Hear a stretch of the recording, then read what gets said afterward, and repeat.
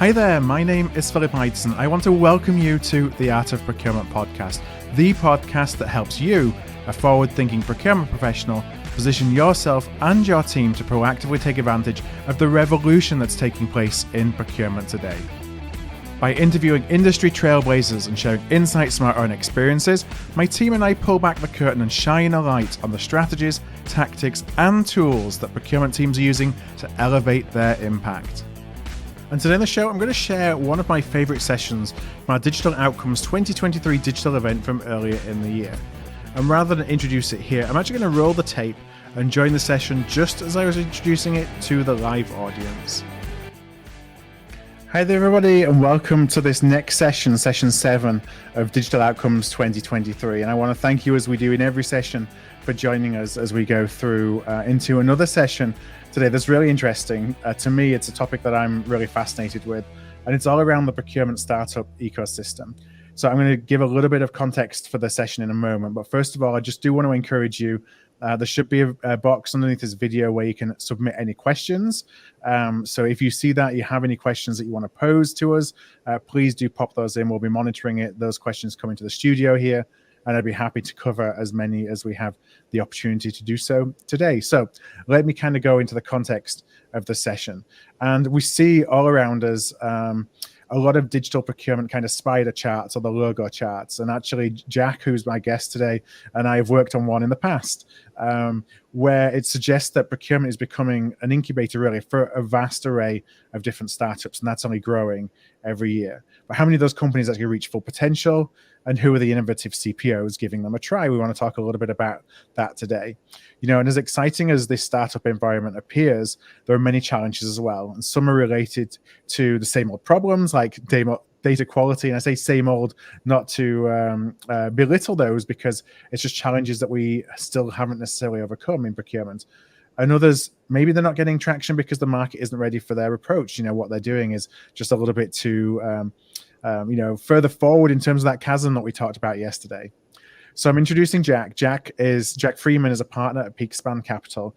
He's a regular speaker at Art of Procurement events. And so we're going to get into what Jack is seeing in the procurement startup community. Jack, it's always a pleasure to welcome you. I'm really glad that we're able to do this as kind of an update on our conversation that we had last year. So thanks for joining me.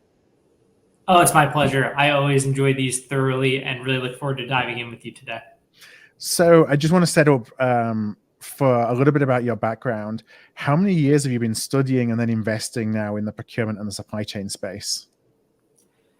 Yeah, I would say still an infant relative to how long the space has been around and all the amazing stuff that's happened. But about 6 years, been focusing on supply chain and procurement for about 6 years. And to be honest, over that period of time, that's where, you think about pre that time. So what, 6 years ago, 2017, the procurement technology space around that time was pretty stable. And you look 6 years forward, and we have just an inordinate number of solutions that are really coming, and more that are coming on stream every day. I wonder if you could talk just a little bit about kind of, as we sit here at the beginning of 2023, how would you judge the health of the procurement startup ecosystem? Yeah, great question. And I think also an interesting overlay to that 6 years is the bull market run that we've been on. Right. That, everyone's probably reading a ton in the past 2 years on how that's come to a stop and valuations have normalized. But during that process, with a lot of access to capital, clearly the startup ecosystem has really flourished. A lot of companies have gotten funded at a seed stage or Series A stage, and that has led to an explosion of procure tech startups.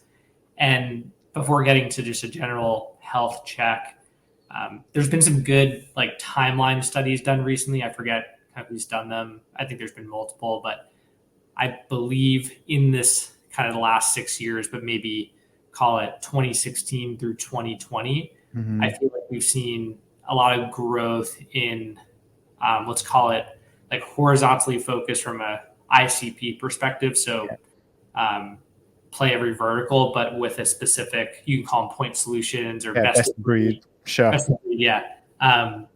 So we've seen those little bubbles of the spider charts and graphs that we've done really fill up. sourcing solutions, analytic solutions, supplier-centric solutions. So I feel like those spaces are getting a little more mature. You have some companies that have reached scale. You have some companies that have gotten acquired. You have some companies that are, growing slowly, and then others that are struggling. But at least those are full. And I think more recently we've seen some interesting evolutions in what types of procure tech startups have been funded and founded in the past 2 years. I would call out maybe some category specialized solutions such as SaaS procurement or internet procurement. There's also, in our studies of vertical software, which we have a lot of vertical software folks at PeakSpan, we're seeing procurement for X, for construction. Those plays are doing well, and we're seeing more activity there. And I'd say lastly, we'll get into this a little later, but just a convergence of finance and procurement. And not every company has a fancy CPO and big division and has a budget. So we study Office of the CFO and we study Office of the CPO or procure tech, and we see a nice convergence there, including digital payments with suppliers. So overall, in terms of health, I would say thriving from a just number of companies perspective. A lot of companies doing really interesting things and building. We'll get into some of the issues later on in the show in terms of those same challenges that you and I were just talking about pre-show.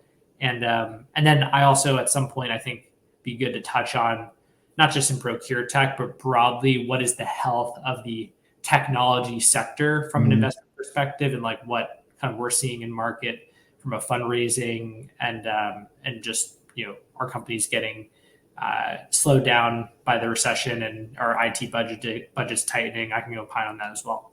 Yeah, let's start there actually, because I think that's still kind of macro in terms of, we hear a lot all the time around the fundraising environment is not necessarily what it was in 2021, 2022, when a lot of money raised, a lot of high valuations, and perhaps different metrics are being valued now in 2023, and money isn't as easy to come by. That's the headline, but do you see that on the ground? Like, how are you seeing the fundraising situation, or the access to capital, should I say, for smaller and growth companies in the procurement tech space being today versus what it was 12 months ago or 24 months ago?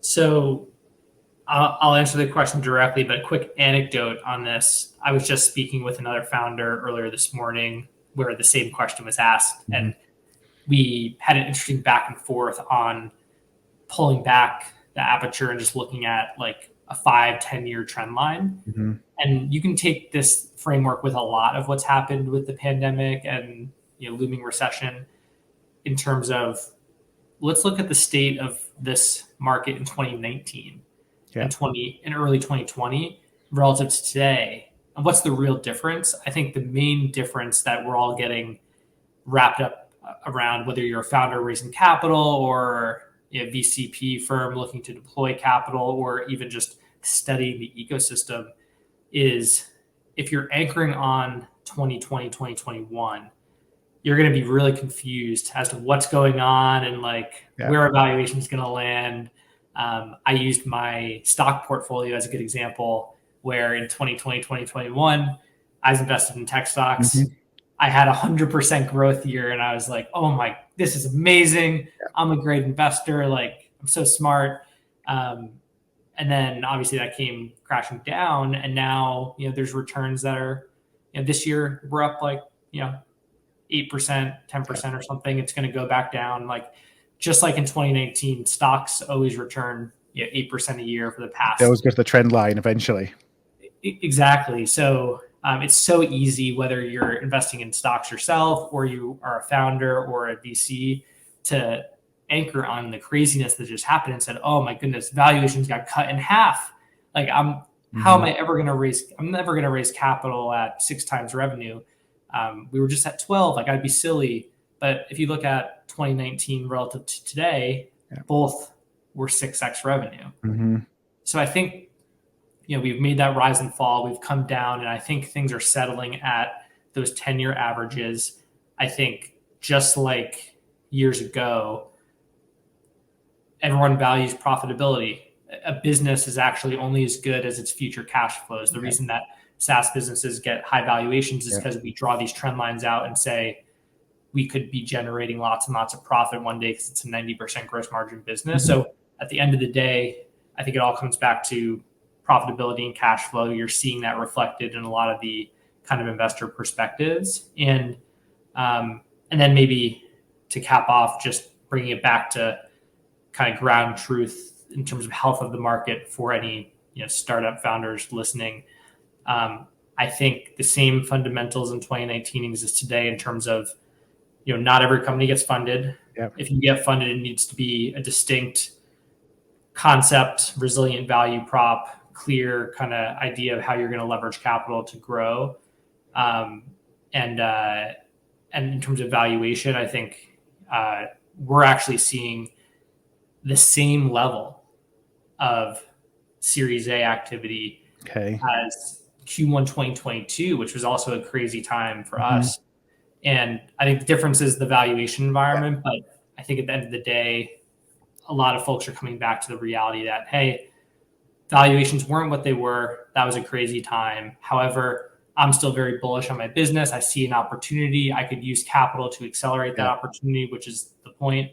And we're seeing conversations and closed Series A, Series B partnerships happening at a pretty solid clip. So I would say investors are looking back to fundamentals. The valuation environment has settled, but there's still a lot of capital out there. Everyone's read the stats on dry powder in VC and PE, and companies, including in Procure Tech, are getting funded. So it's positive. Yeah, the capital is still there. It's maybe being more deliberate about where it's been placed, and maybe a little bit of a bump back to reality on valuation. But it's not that the capital is dried up and there's no way to go.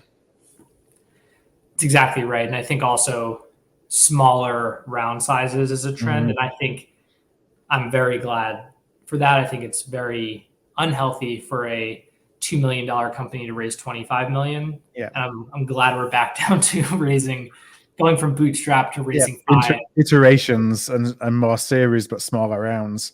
So you can, Now, one of the things that we were chatting about pre-show, which is really interesting, is kind of the two different founders that you see founding essentially procurement companies. There's those from within procurement, and there's those from from outside of procurement. I wonder if you could talk a little bit about kind of your observations in the different ways that they're approaching the market. Happy to. And I thought about this question a lot before we jumped on. And I wish I had good data. My gut is that it's still just very, like you said, there's two ideal profiles for a procurement founder, or just two profiles in general. And I feel like it's still pretty split, where you certainly have industry veterans that lived the problem, felt the pain, go out and create a solution to solve that pain. That's been a tale as old as time, and that has continued to persist. I also think in the last 6 years I've been in the space, there's been what I call like techpreneurs, or serial entrepreneurs that don't have procurement background but understand a problem, want to go study it, and maybe they bring in others to help them, and then will found a company without being a CPO at a Fortune 500 company. So I think both are still there. In terms of like how I see both of those profiles, I don't like stereotyping, but I will for this purpose. We won't hold it against you. Thank you. Everyone has their own distinct story and strengths and weaknesses. I tend to find that the industry practitioner that turns into a tech founder, there's obviously a lot of DNA missing that you need to go out and either hire for, or you need to learn it. So you can create the best solution to your problem, but selling technology is hard. Creating a sales process, figuring out your ideal customer profile, building it. I mean, the number one thing is building a team and a culture. Everyone who's ever kind of run a business or been at VP level or above knows that the hiring market's crazy. There's a war on talent. It's expensive. It's expensive, and like you have remote work versus in-person work. Like, there's a million things that you have to really hone in on to build a successful business, because you can't do it yourself. So I think for that reason, we see a lot of those companies, and this next group that I'm going to get to in a second, stall out at let's call it 800K to 1.8 million in ARR, because that's the level I feel like you can get to on your own, selling contracts on your own with your network. Yeah. And to get really beyond that with high velocity, you need that repeatable sales organization. You need a scalable product. You need to have some sort of finance DNA, whether it's a person or yourself, where you're understanding the nuts and bolts of when to raise capital and that sort of thing. So that group, I think, has continued to grow. You still have procurement practitioners leaving, starting companies, super smart ideas coming to market. I love it. And a lot are doing really well. Not to paint a negative picture, a lot are doing great things. The other group, I feel, has always been around as well. Maybe there's a slight uptick in the second group, but I think given some of the trends that we're going to talk about in terms of finance and procurement converging, procurement in general, more notoriety, more just understanding across the board of what it is and why it's important, a kind of maybe drop down from like enterprise to now I see mid-market and SMB procurement and spend management companies that I think are just maybe more familiar to a techpreneur. Yeah. A good example would be like Ramp or Airbase, let's say. Like we have a play in this space as well, expense management with a corporate charge card. So it's like spend control. Yeah. We can call that procure tech, but I think a lot of the founders in those spaces did not come from procurement. No, and they look at it as a finance problem or opportunity rather than. And it's actually interesting. We think about because we talk, and this is completely off topic, about procurement and what procurement is. It's only us in procurement that sees procurement and thinks of procurement as being procurement. Folks outside of procurement don't necessarily see that. They just see it as we're buying things from suppliers and it's challenges related to spend management. So it's interesting how, the procure tech, the established kind of function, if you will, recognizes that technology is being procurement led, but some of those SMBs and the mid-size, where there's a lot of explosion you talked about at the beginning around procurement for X, very industry specific, don't necessarily look at it as being procurement technology. It's just technology to help me buy stuff better or understand what I'm buying better. That's exactly right. And another couple of ways to bridge it, it comes down to, especially in this environment, which is a positive, I think, when we talk about the state and health of the procure tech ecosystem. But the value prop is cost controls, compliance and security, driving cost savings. Those terms can be synonymous with, the CPO's office or the CEO's office or the CFO's office. And so back to the different types of founders, I think we're seeing, to give you some examples, a person from the marketing industry, where if you were a CMO, you're managing a budget for marketing tools and technologies, your whole career, and you have ad spend, and therefore you obviously feel the pain of, well, how do I save money on my marketing spend? How do I, funnel approvals up through my team in a digital way? How do I keep track of it all? I have a 200 million marketing budget and I have no technology. That could easily be and is being founded by kind of marketing people, but that's a procurement play. So we're seeing more and more of that on this side of the house. I don't think as much. I think maybe the corner cases of the non-procurement professionals going after really big opportunities are probably more in the like approval workflow, or even I could say like the software buying is probably a pretty big opportunity that is founded by non-procurement professionals, because SaaS is just so prominent that people have had the thought multiple times, oh, every company needs help managing SaaS spend, because there's so much SaaS spend that doesn't get used. So I think that's been one area where we've seen this second group come to market with new solutions. It's interesting when sometimes the mindset of a procurement person who is you just kind of have that mindset of, well, it's always been done like that, so it's always going to be done like that. And somebody from the outside comes in and says, why is this done like this? There are other ways. I do want to segue a little bit into, I've got lots of questions. There's probably some others that I might come back to as well. I always find we don't have enough time in these conversations, but I want to ask you, like, what segment of CPOs are actually embracing technology from young emerging procurement tech companies? It's a great question. I'd welcome your thoughts on it as well. I would generally give you a smaller percentage as my answer. I think I know some of these companies by heart. I won't name them all, but I think like Roche and J&J, and there's a couple that have procurement digital garages and digital labs. So I think I can count that group on one hand. If not, I should get to know the others, because I love having conversations with these types of folks. But let's say there's 5 to 10 Fortune 50 that do that, and I think that's the answer.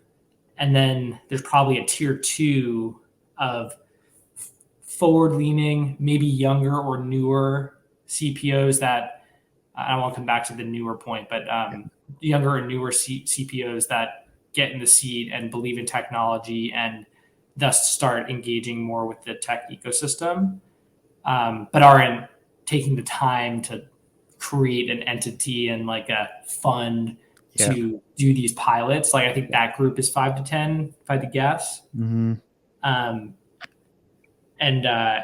So one stat I looked up before the call that this is a Google stat, so this is very dangerous for me to throw this out there.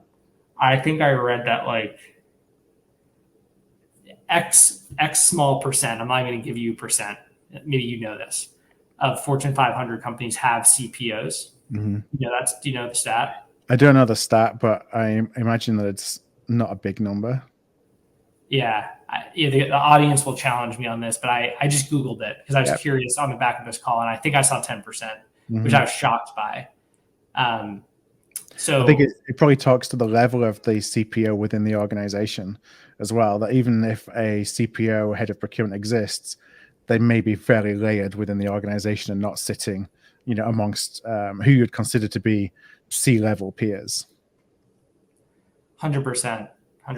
And yes, that's exactly right. And then the last thing I'd say on this front is I've always stuck this stat in my brain. I heard it a couple of years ago. It's probably still true, but the average tenure of a CPO, I think that's a real, and that's one real problem. And then we'll get to more problems in our agenda. But I think given the tenure of a CPO, are you really going to show up on day one and the first order of business is to go introduce a couple of startups that are less than 5 million in revenue?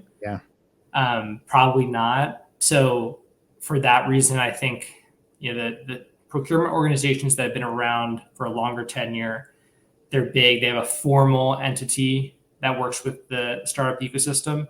Those I've seen just most often will buy and work with earlier stage startups. And then I think as you get to more scale, B, C, D, E funded, you don't necessarily you don't need to engage with one of those procurement garages. I think the sale is a bit easier if you're selling supplier data to Fortune 500, or you're selling a payment solution or a approval workflow solution. I think those are easier sales, even if there is no forward-leaning CPO. Once you're a lot bigger and the category is more established.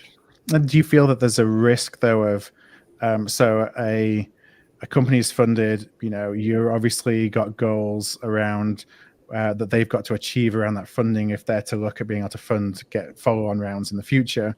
They're not necessarily getting the engagement with CPOs or procurement leaders because either there's not enough of them in the space that they can connect with, or if there is, you talked about there only being a small number of folks who are a small number of CPOs or small number of companies that are truly embracing young startups, young procure tech startups. So you have that environment. Then, therefore, where do you go for your sales? So the startups sales teams will go to a CFO or a COO or some other C-level with a different pitch than they would do to procurement. Do you see that being a risk to procurement? Because I kind of, as I play that out, I think, well, that means they're going to be pitching about something they can replace or do better than is in place already because they've been banging their head against a brick wall in trying to get engagement with procurement. Really, really important question.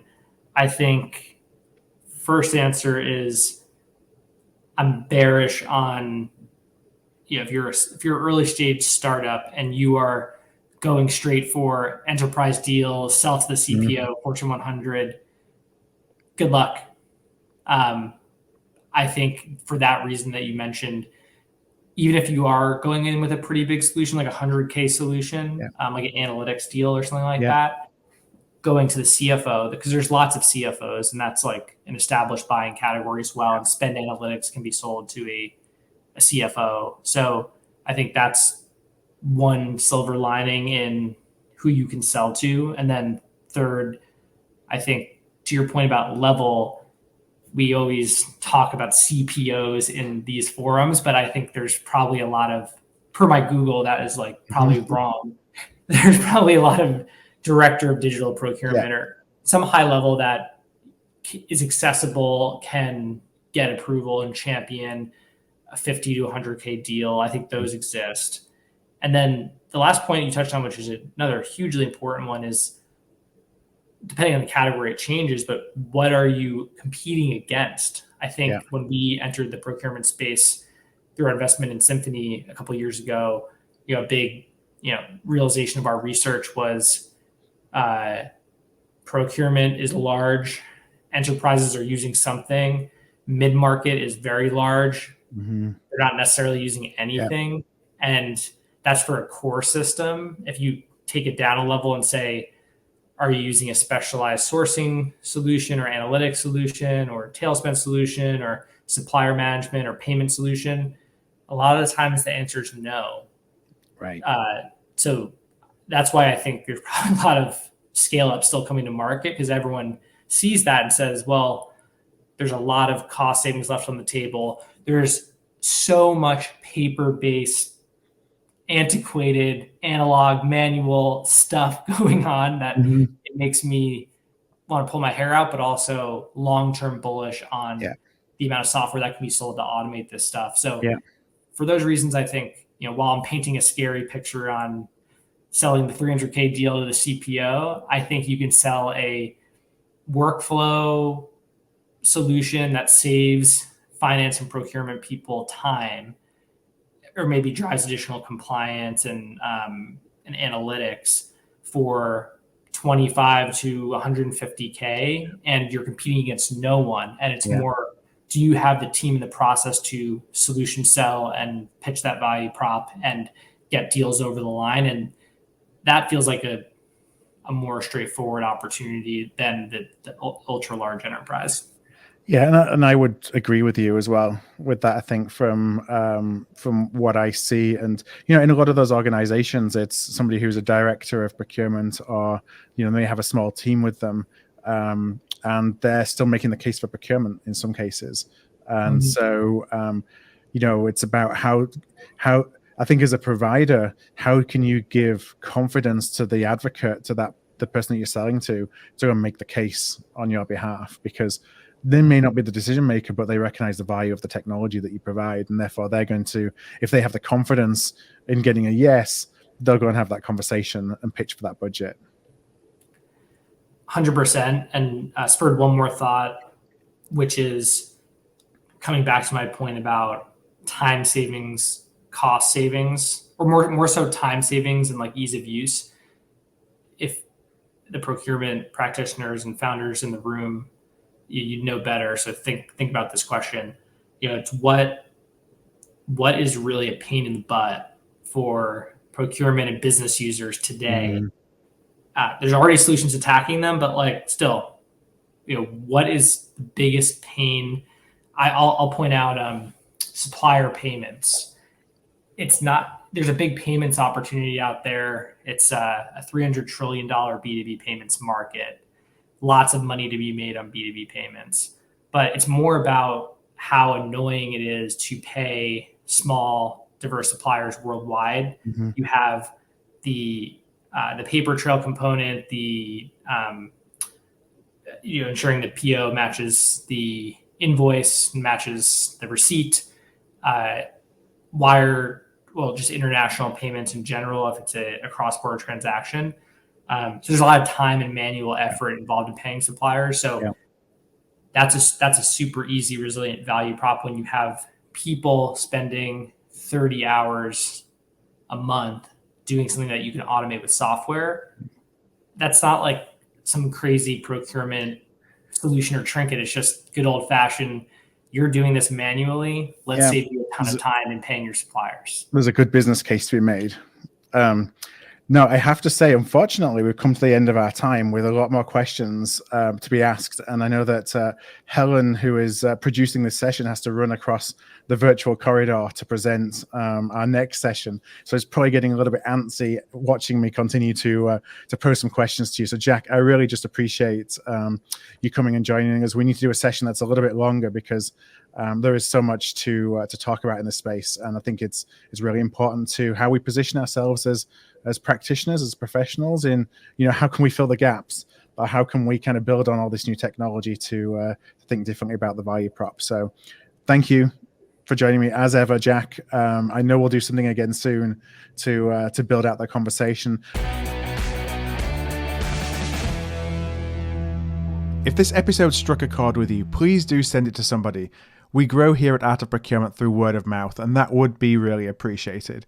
You can also support us by giving us a thumbs up, a star rating, or a review wherever you listen to your podcasts. Since 2015, we've built the world's largest free resource for procurement professionals looking to elevate their impact. Our resources span podcasts like this, videos, blog posts, papers, and events. To join us on the inside and to ensure you never miss an episode, a webinar, event, or a post, please do subscribe to our weekly newsletter, This Week in Procurement. You can do that at artofprocurement.com/subscribe. That's artofprocurement.com/subscribe. Thank you for joining us today, and I look forward to seeing you again soon.